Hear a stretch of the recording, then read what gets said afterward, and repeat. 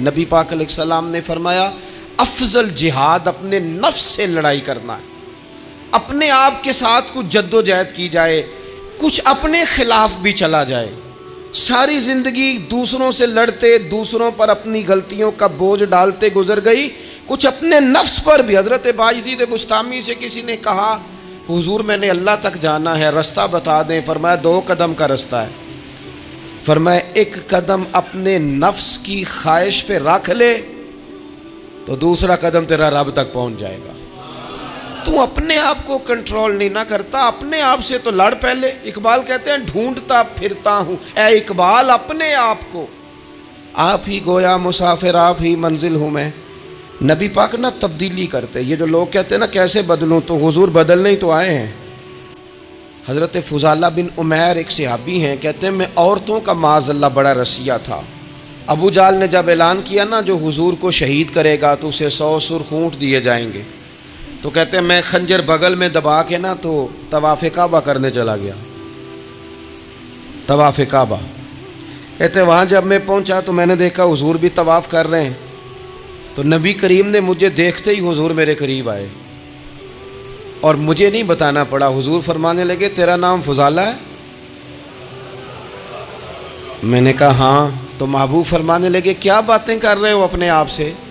کہتے میں دل میں سوچ رہا تھا کہ طواف کرتے میرے قریب سے گزریں گے تو خنجر مار دوں گا۔ کیا باتیں کر رہے تھے؟ فضالہ کہتے ہیں میں تو جب آیا تھا تو ایک بی بی سے مل کے آیا تھا، میں نے کہا تھا کہ میں آج بڑی رقم لے کے آؤں گا اور معاذ اللہ تیرے پاس رات گزاروں گا۔ کہتے ہیں میں تو اس سے بات کر کے آیا تھا، تو میں اب حضور سید عالم صلی اللہ علیہ وسلم نے پوچھا تو فضالہ ہے؟ میں نے کہا ہاں۔ کیا باتیں کر رہے تھے اپنے آپ سے؟ میں نے جھوٹ بولا۔ میں نے کہا جی وہ تو میں تو ذکر کر رہا تھا اپنے دل میں۔ کہتے حضور مسکرائے اور مسکرا کے فرمانے لگے چل چھوڑ، جس کام آیا تھا وہ کرتا کیوں نہیں؟ میں جو تیرے سامنے کھڑا ہوں تو کرنا۔ خیال آیا مسلمان نیک و بد پہچان جاتے ہیں اور آقا آدمی کے دل کی باتیں جان جاتے ہیں، کرنا وہ کام۔ تو فضالہ کہتے ہیں کہ میں کانپ گیا، میرے ہاتھ سے وہ خنجر گر گیا، حضور نے میرے سینے پہ ہاتھ پھیرا، اس طرح پھیرا کہ زندگی میں اتنا سکون کبھی نہیں ملا، اتنی ٹھنڈک کبھی نہیں ملی، اتنا قرار کبھی نہیں آیا، اس قدر زیادہ آزمائش کبھی نہیں آئی۔ میں قرار محسوس کرنے لگا۔ کہتے ہیں حضور فرمانے لگے کیا وہ وقت نہیں آیا کہ تو کلمہ پڑھ جائے؟ کہتے ہیں میں نے فوراً کہا حضور آ گیا ہے وقت، پڑھائیں مجھے کلمہ۔ کہتے ہیں نبی پاک نے کلمہ پڑھا دیا، میں مسلمان ہوا۔ میں واپس لوٹا تو وہی عورت بن سنور کر تیار ہو کر گلی میں کھڑی تھی۔ عادتیں بدل جاتی ہیں، شرط یہ ہے کہ ہم تھوڑی سی کوشش کریں، شرط یہ ہے کہ ہم اپنے آپ کو اللہ رسول کی بارگاہ میں پیش کریں۔ اور میرے دوستو، میرے بزرگوں، ہمیں سب سے زیادہ تکلیف میں ہماری اپنی عادات نے ڈالا ہے، ہماری اپنی خواہشات نفس نے ہمیں زیادہ آزمائشوں میں ڈالا ہے۔ کہتے ہیں وہ عورت بن سنور کے کھڑی تھی، جب میں واپس لوٹا تو پہلے میں اس کے پیچھے بھاگتا تھا، اب میں اس کے قریب سے گزر گیا تو اس نے آواز دی تو فضالہ نہیں؟ کہتے ہیں میں چپ کر گیا۔ وہ پھر پیچھے دوڑی، میرا گریبان پکڑ کے کندھا پکڑ کے ہلایا تو فضالہ نہیں؟ کہتے ہیں میری جھکی ہوئی گردن، میں سر نہیں اٹھاتا۔ مجھے کہنے لگی تو وہ نہیں ہے جو فضالہ ہے؟ میں نے کہا ہوں میں فضالہ، پر وہ والا نہیں جو تجھے ملا کرتا تھا۔ کہا تو اب کون ہے؟ کہنے لگے میرا ٹائٹل بدل گیا ہے، میرا تعارف بدل گیا ہے، اب میں رسول کائنات کا غلام ہو گیا ہوں۔ اب لوگ مجھے مسلمان کہتے ہیں، اب میری نگاہوں میں جچتا نہیں کوئی، جیسے میرے محبوب ہیں ایسا نہیں کوئی۔ کہتے ہیں بدل گئی عادت، میں وہی ہوں پر میرا لہجہ، میرا مزاج ہی بدل گیا۔ ایک سردار تھے کسی قبیلے کے، وہ حضور کی بارگاہ میں کلمہ پڑھنے آئے۔ امام راضی نے لکھا ہے، کہتے ہیں میرے اندر 4 غلطیاں تھیں، میں شراب بھی پیتا تھا، چوری بھی کرتا تھا، بدکاری بھی کرتا تھا معاذ اللہ، اور جھوٹ بھی بولتا تھا۔ حضور کی بارگاہ میں آیا، عرض کی یا رسول اللہ بچپن سے لے کر یہ بیماریاں لگ گئیں، بڑی کوشش کی، ابا نے بڑا مارا، لوگوں نے بڑا کہا، چھوٹی نہیں۔ اور میں چھوڑ سکتا بھی نہیں. ان کا خیال تھا نا جس طرح ہمارا خیال ہوتا ہے فلانی چیز نہیں چھوڑ سکتے. میں چھوڑ سکتا بھی نہیں. حضور ایک چھوڑ سکتا ہوں, ایک چھڑوا لیں آپ اور کلمہ پڑھا دیں. حضور نے فرمایا بالکل ٹھیک ہے تو ایک چھوڑ دے. یا رسول اللہ کون سی؟ فرمایا جھوٹ نہیں بولنا. جھوٹ. وہ شراب بھی پیتے ہیں, وہ کہتے ہیں میں بدکاری بھی کرتا ہوں, چور بھی ہوں. حضور نے کیا فرمایا؟ جھوٹ. کیا ان سارے کاموں سے زیادہ سخت تھا حضور نے اس سے منع کیا؟ جھوٹ نہیں بولنا بھائی. کہتے ہیں سونے وعدہ ہو گیا. سیدھے سادے آدمی تھے, دیہاتی سردار تھے, گھر چلے گئے. کہتے ہیں جب وہ شراب کے قریب جانے لگا تو دل میں خیال آیا کہ حضور کے پاس شراب پی کے جاؤں گا, اگر کسی نے پوچھا کہ پی ہے تو جھوٹ تو بولنا نہیں, سچ بولوں گا تو حال کیا ہوگا بھلا, وہاں کیفیت کیا ہوگی کہ میں شراب پی کے یہاں آتا ہوں حضور کی بارگاہ میں, مجھ پہ تو حد لگے گی. کہتے ہیں لہذا شراب بھی چھوڑ دی, اٹھا کے ماری دیوار کے ساتھ. کہتے ہیں میں چوری کی طرف ہاتھ بڑھانے لگا تو میں نے کہا صبح اگر کسی نے پوچھا کہ میری چوری کس نے کی ہے, جھوٹ بولنا نہیں, اور اگر سچ بولا تو سوسائٹی میں عزت کیا رہے گی؟ دفع کرو, جو اللہ نے روکھا سوکھا دیا وہی ٹھیک ہے. کہتے ہیں گلی سے گزر رہا تھا, اس عورت نے پھر آواز دی, اس کی طرف جانے لگا اور قریب گیا تو وہ پوچھتی ہے سنا ہے تو نے کلمہ پڑھ لیا ہے؟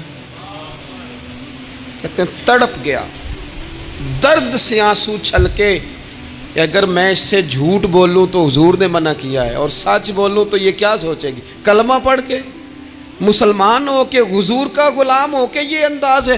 کہتے ہیں وہاں سے بھی آ گیا, آ کے نا پیچھے ہو کے بیٹھ گیا. پیچھے حضور تقریر کر رہے تھے, پیچھے ہو کے بیٹھ گیا. غور سے حضور کا چہرہ دیکھ رہا ہوں, غور سے دیکھتا جا رہا ہوں. دنیا کہیں اور دیکھ رہی ہے اور میں حضور کا چہرہ دیکھ رہا ہوں.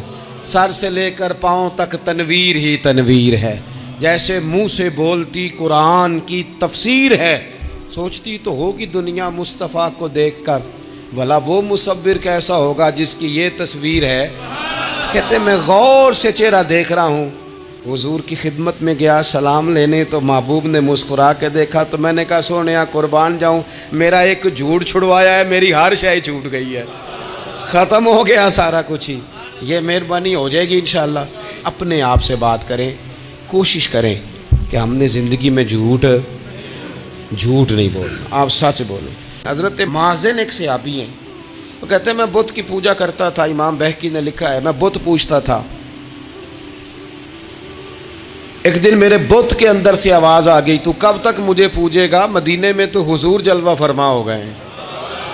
کہتے ہیں 2 دفعہ 3 دفعہ بت مجھے پیغام دے رہا ہے کہ حضور کی طرف جاؤ. بت کہتے ہیں میں وہاں سے چلا, حضور کی بارگاہ میں پہنچا تو نبی پاک علیہ السلام کی خدمت میں حاضر ہو کے میں نے عرض کی یا رسول اللہ کمال ہو گئی, لوگ بتوں کو پوجتے ہیں اور میرا بت کہہ رہا تھا جا کے حضور کا کلمہ پڑھ لے. او سکیاں کھجوراں اگا جام دے تے پتھراں تو کلمہ پڑھا جام دے. فرمایا وہ انہوں نے مجھے بت نے بھیجا ہے. حضرت مازن کہتے ہیں حضور کی بارگاہ میں آیا, نبی پاک نے کلمہ پڑھایا تو میں نے عرض کی حضور میرے اندر کچھ قباحتیں بھی ہیں, کسی کی چیز دیکھ کے میرا جی للچا جاتا ہے, میں چوری کر لیتا ہوں, بدکاری کا بھی مزاج ہے, شراب نوشی بھی ہو جاتی ہے. کہتے ہیں حضور نے میرے سینے پہ ہاتھ رکھا, میرے لیے دعا کر دی. آپ فرماتے ہیں گردن اونچی تھی کبھی نیچی نہیں ہوئی تھی, پر وہ کلمے کی کیا برکت آئی کہ ایسا سر جھکا کہ وہ جھکا ہی رہا. ایسی تبدیلی آئی کہ آ گئی, نفرت ہو گئی. کہتے ہیں حرام مال آتا ہے تو میری طبیعت پہ بوجھ بن جاتا ہے. میں اکثر دوستوں سے کہتا ہوں کہ ہمارے ہاں لوگوں کا عجیب مزاج ہے, وہ اپنا مائنڈ سیٹ کر لینا, کبھی ذہن بنا لینا یہ چیز حرام ہے تو وہ کبھی بھی حلق سے نیچے ہی نہ جائے. آپ گوشت کھا رہے ہوں اور بڑا اچھا پکا ہوا ہے, بہترین مسالہ جات لگے ہوئے ہیں بہترین, آپ کھا رہے تھے گوشت, کوئی بندہ آپ کے کان میں آ کے کہہ دے صدقے کا ہے, اس کا منہ میں ذائقہ بدل جاتا ہے کہ نہیں؟ بھئی گوشت تو وہی ہے, یہ کیسے بدل گیا؟ کیونکہ آپ کے نا وہاں کمپیوٹر میں فٹ ہے کہ صدقہ میرے لیے درست. آپ وہ کہتے ہیں یہ تو فارم بن گیا. بھائی یہ کیا بن گیا؟ چلیں اس سے بھی آگے چلتے ہیں. آپ کھا رہے تھے گوشت اور بڑا لطف آ رہا تھا، تو کسی نے کہہ دیا کہ یہ تو جانور ٹھیک ہی نہیں تھا، بیمار تھا یا حرام تھا، ذبح ہی نہیں کیا تھا، صحیح طور پر ایسے ہی اس کو پکا دیا، مر گیا تھا. تو اب تو یہ حال ہوتا ہے کہ الٹیاں شروع ہو جاتی ہیں. کیوں؟ اس لیے کہ نفیس طبیعت پر نہ صدقے کا گوشت فٹ ہوتا ہے نہ حرام فٹ ہوتا ہے، کیونکہ طبیعت نفیس ہے نا. بس اس بات کو سمجھ لیں، جس طرح حرام بکرا طبیعت پہ فٹ نہیں نہ ہوتا، اس طرح کروڑ حرام بھی طبیعت پہ فٹ نہیں ہونا چاہیے. 2 کروڑ بھی حرام آ جائے تو فٹ. جس دن 2 کروڑ پر بھی الٹی آنے لگ گئی نا، جس دن حرام جگہ پر قبضہ کرتے بھی کہہ آنے لگ گئی، ذائقہ بدلنے لگ گیا، کمپیوٹر میں فٹ ہو گیا کہ یہ میرے لیے ٹھیک نہیں. لیکن میں اکثر کہتا ہوں لوگوں سے، میں کہتا ہوں ہمارے ہاں بندہ دیکھ کے فتویٰ ہوتا ہے. یہاں کوئی غریب عیسائی ہو نا، ماڑا بیچارہ گلی میں جھاڑو دے کے روٹی کماتا ہے، تو لوگ مسئلہ پوچھتے ہیں، کہتے ہیں مولوی صاحب سائنہ روٹی کھانی جائز ہے؟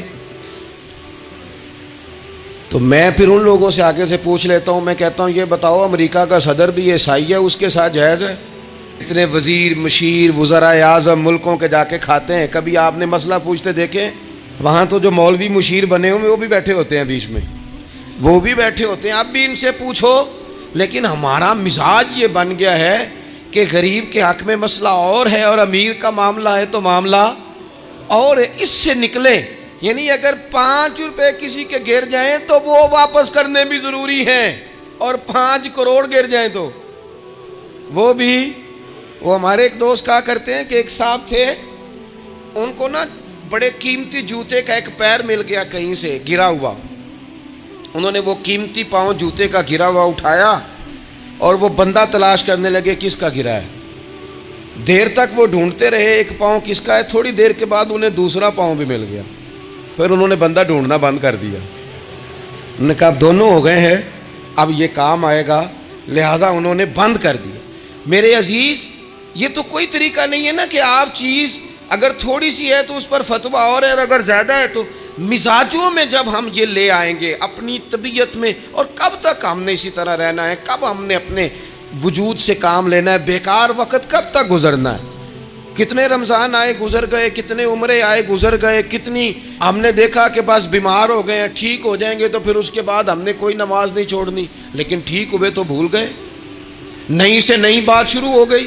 ہم نے کتنی دفعہ کہا کہ آج کے بعد تبدیلی، لیکن کیوں نہیں تبدیل ہوتے؟ حضرت جریر ابن عبداللہ کہتے ہیں میں کاروبار کرتا تھا اور مجھے بڑا سلیقہ آتا تھا کاروبار، میں سستی ترین چیز خریدنے کا ملکہ رکھتا تھا. لیکن فرماتے ہیں کہ جب میں حضور کا کلمہ پڑھنے گیا تو نبی پاک نے مجھے فرمایا میرا دین کسی کا بھلا کرنے کا نام ہے، الدین النصیحہ، خیر خی کرنا. فرماتے ہیں پھر میں نے نصیحت کو پلے باندھا. ایک آدمی سے گھوڑا خریدا 300 دینار کا.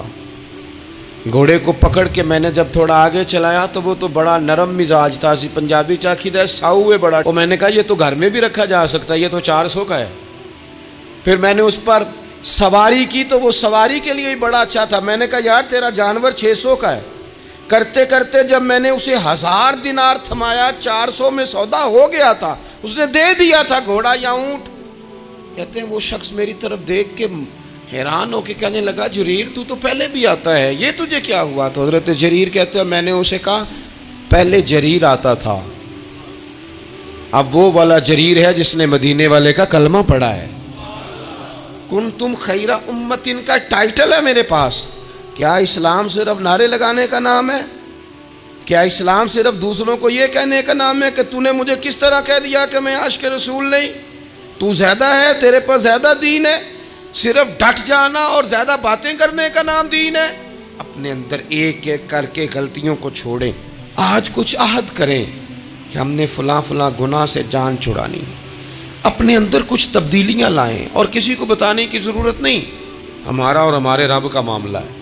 اکیلے میں بیٹھ کے اللہ کے حضور عہد کریں، اکیلے میں بیٹھ کے. آج میں نے آپ سے خدمت میں ایک اپیل کرنی ہے، وہ یہ ہے کہ ہم نے نا آج عہد کرنا ہے کہ ہم نے جھوٹ نہیں بولنا. ایک دفعہ ہم نے بچے سے کہا تھا، مجبور تھے، شاید بڑے مجبور ہوں گے ہم، کسی صاحب نے نا بڑی مجبوری میں ایک دن اپنے بچے سے کہہ دیا، وہ باہر آیا تھا بندہ پیسے لینے، اس کا قرض دینا تھا، تنگ دستی تھی، مجبوری تھی، تو اس نے کہا بیٹا ادھر آ، اسے جا کے کہا ابو گھر نہیں۔ آپ نے ایک دفعہ کہا، پھر آپ ساری زندگی روئیں گے کہ پتر میرے ساتھ تو سچ بولا کرنا، لیکن وہ نہیں بولے گا۔ یہ جھوٹ اتنی بڑی مصیبت ہے۔ عورت اپنے شوہر سے کہتی ہے پیسے تھوڑے دے دیا کر، جوڑے ایک میں گزارا کر لوں گی، میرے ساتھ سچ تو بولنا، وہ سچ تو بول، تو اگر لاہور جاتا ہے تو مجھے لاہور کا ہی بتا کے جا، میرا رشتہ پیسوں سے نہیں اعتماد سے جڑا ہے۔ ماں کہتی ہے ماں بیٹے سے، پتر سچی بات تھوڑی کر لیا کر، سچی کیا کر۔ سچ ختم ہو گیا۔ اب لوگوں نے جھوٹ کا نام بدل دیا ہے، کہتے ہیں میں نے بہانہ کر دیا تھا۔ او بھئی آپ نے جھوٹ بولا تھا، صاف صاف کہیں، نام بدل دیا۔ جھوٹ کھا گیا اب میرے ملک کو، جھوٹ کھا گیا اس ملت کو، جھوٹ نے اس امت کو قریب سے آ کے تھام لیا۔ ہم بڑی آزمائش میں ہیں، ہم مطلب ہر شخص ہی الا ماشاءاللہ، ہر شخص ہی، آپ کسی شخص سے کوئی معاہدہ کرتے ہیں، کوئی چیز بنانے کی بات کرتے ہیں، خریدنے کی بات کرتے ہیں، وہ جو کہتا ہے اس پر پورا کیوں نہیں اترتا؟ وہ غلط بات کیوں کرتا ہے؟ میرے نبی پاک علیہ السلام سے پوچھا گیا مومن بزدل ہوتا ہے؟ حضور نے فرمایا ہو جاتا ہے، کبھی یہ غلطی آ جاتی ہے۔ حضور مومن کنجوس ہوتا ہے؟ فرمایا کبھی ہو جاتا ہے۔ یا رسول اللہ مومن جھوٹا بھی ہوتا ہے؟ تو میرے رسول فرمانے لگے نہیں، میرا کلمہ پڑھنے والا ساری غلطیاں کر سکتا ہے، میرا مومن جھوٹ نہیں بولا کرتا۔ مومن جھوٹ۔ ابو سفیان کو کیسر روم نے، ہرکل نے اپنے دربار میں کھڑا کر کے کہا ابو سفیان ابھی کلمہ نہیں پڑھتے تھے، تمہارا کوئی رشتہ ہے نبی پاک سے جنہوں نے مجھے بھی خط لکھا ہے کہ مسلمان ہو جاؤ؟ کہنے لگے ہاں میں چچا ہوں رشتے میں۔ کہا وہ کیسے ہیں پیغمبر؟ تو ابو سفیان کہتے ہیں چونکہ میں مخالف تھا، میں نے وہ ساری باتیں کی جو ہم ان کے خلاف کرتے تھے۔ اس نے آخری بات پوچھی، اس نے کہا ابو سفیان یہ بتا کہ وہ جنہوں نے اعلان نبوت کیا ہے کیا کبھی انہوں نے جھوٹ بھی بولا ہے؟ تو ابو سفیان کہتے ہیں کہ 1 منٹ کے لیے میں نے کہا کہہ دوں، مخالفت تھی نا، تو پھر میں نے سوچا یہ تو عرب کی وفاداری کے خلاف ہے، عرب میں سے تو کوئی جھوٹ بولنا پسند ہی نہیں کرتا، اور پھر میں اگر حضور کو معاذ اللہ جادوگر شاعر کہوں گا تو شاید کسی کو 1 منٹ کے لیے متوجہ کر سکوں، اور نبی پاک نے جھوٹ بولا ہے، یہ تو مانے گا ہی کوئی نہیں۔ کہتے ہیں بادشاہ نے پھر زور دے کے کہا سردار بتاتے کیوں نہیں، کیا کبھی انہوں نے جھوٹ بھی بولا ہے؟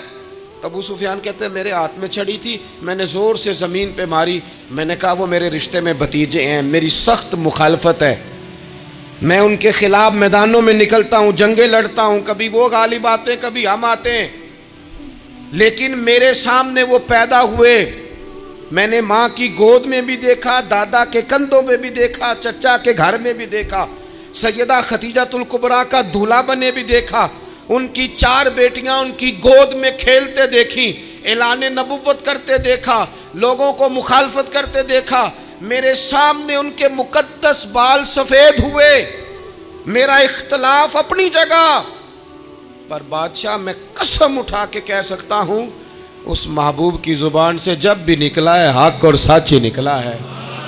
اسیر دشمن کی چاہ میں بھی، وہ مخالفوں کی نگاہ میں بھی امی ہے، صادق ہے، معتبر ہے، میرا پیغمبر عظیم تر ہے، میرا پیغمبر عظیم تر ہے، میرا پیغمبر عظیم تر ہے۔ جھوٹ نہیں کبھی حضور نے بولا۔ کہتے میں نے جواب دیا تو سناٹا چھا گیا سارے دربار میں، کتنے اس نے سوال پوچھے، گھنٹوں بات ہو، سناٹا چھا گیا۔